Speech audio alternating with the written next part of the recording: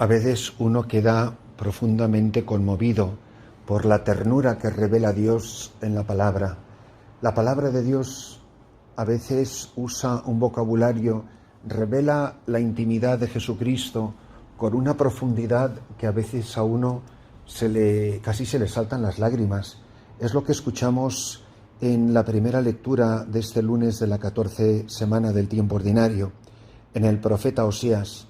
Palabras que, por supuesto, habremos escuchado tantas veces y, sin embargo, palabras que no dejan de conmovernos hasta lo más profundo de nuestro corazón. Dice el profeta en el capítulo 2, así dice el Señor, yo la cortejaré, me la llevaré al desierto, le hablaré al corazón, y me responderá allí como en los días de su juventud, como el día en que la saqué de Egipto. Aquel día, oráculo del Señor, me llamará esposo mío, no me llamará ídolo mío. Me casaré contigo en matrimonio perpetuo, me casaré contigo en derecho y justicia, en misericordia y compasión. Me casaré contigo en fidelidad, y te penetrarás del Señor. La fuerza que tienen estas palabras, lo descarnadas que son, es un Dios celoso que ama a su pueblo, que lo busca, que lo corteja, un Dios que ha sido tantas veces traicionado, tantas promesas rotas, tantas alianzas a las que el pueblo ha sido infiel. Y es la historia de nuestra propia vida.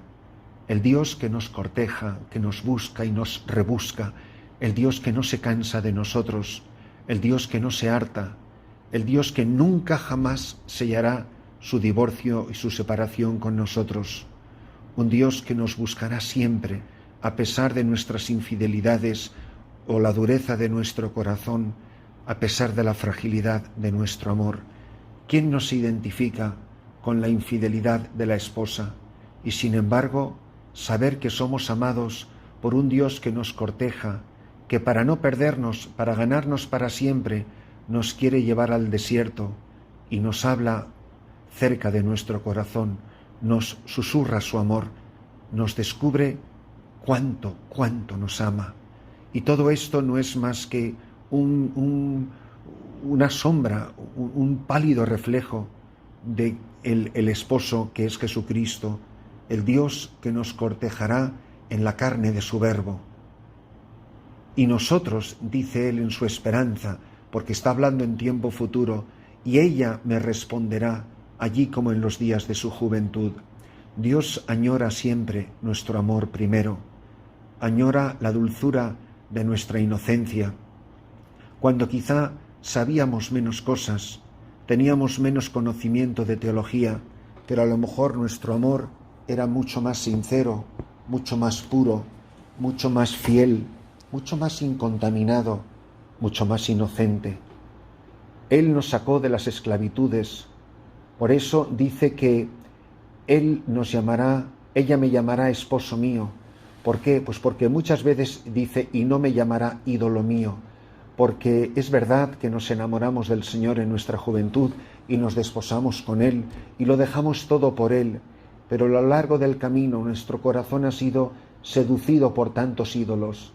A fin de cuentas, toda infidelidad es adulterio y toda infidelidad es idolatría.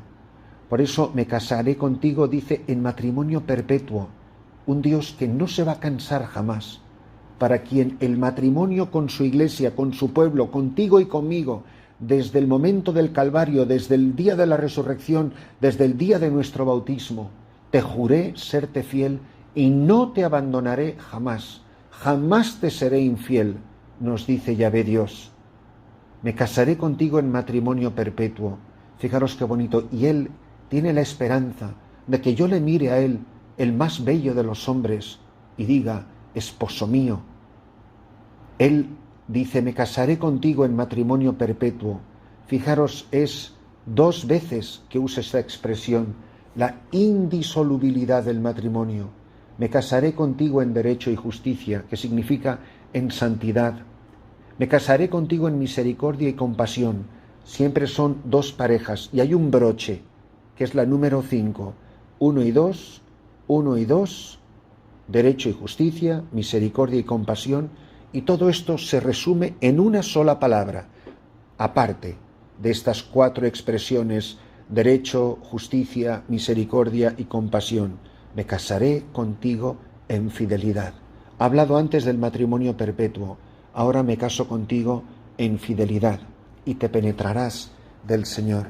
¿Cuántas gracias tenemos que dar de haber conocido la fidelidad del amor del Señor, la inquebrantable fidelidad de un Dios que jamás nos ha sido infiel?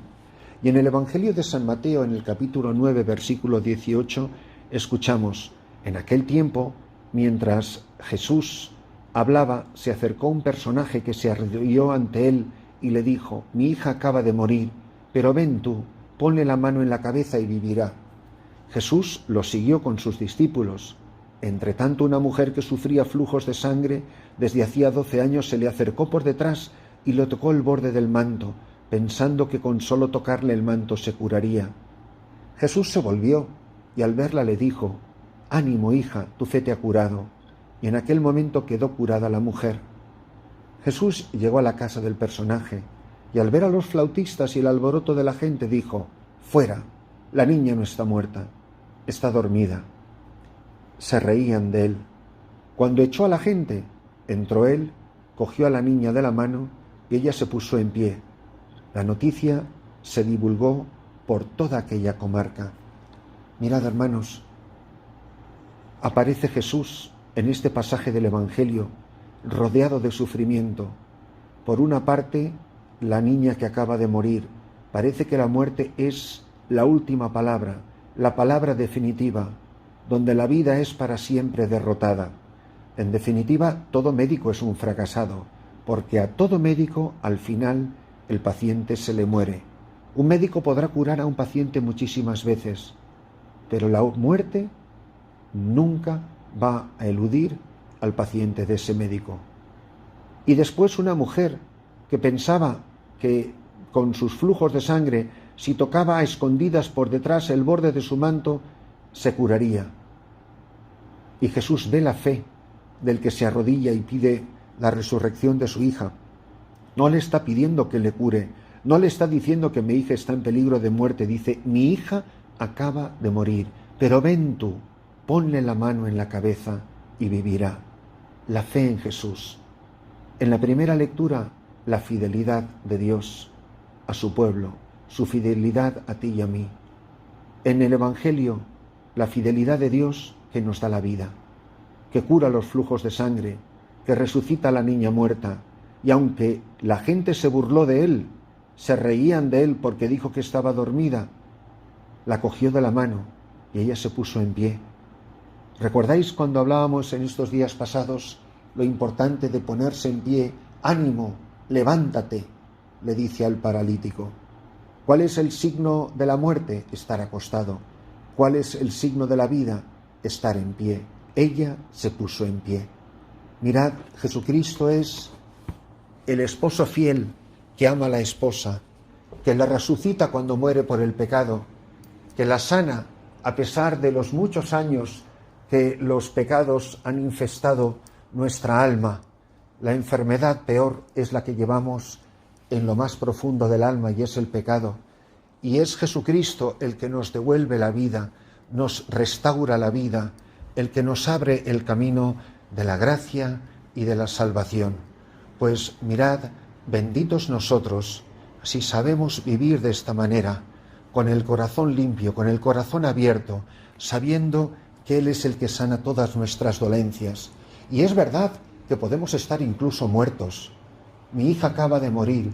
¿Cuántos católicos, cuántos miembros de la Iglesia hoy están muertos por el pecado mortal?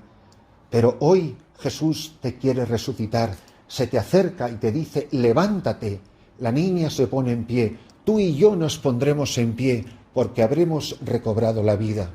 Pues amigos, hermanos, benditos nosotros si somos capaces de descubrir en Jesucristo el Señor aquel que nos da la vida. Benditos nosotros si somos capaces de abrir el corazón a la gracia para que nosotros quedemos sanos, quedemos restaurados, quedemos devueltos a la vida. Muchos se reirán de nosotros como se reían de Jesús, pero Él realizará el milagro, porque se admiró de la fe de aquel personaje que vino a rogarle por su hija, de esa mujer que humildemente se le acercó por detrás, que creía que con solo tocar el borde de su manto quedaría curado. Jesús hoy, frente a ti y frente a mí, se da la vuelta y te dice: ánimo, tu fe te ha curado.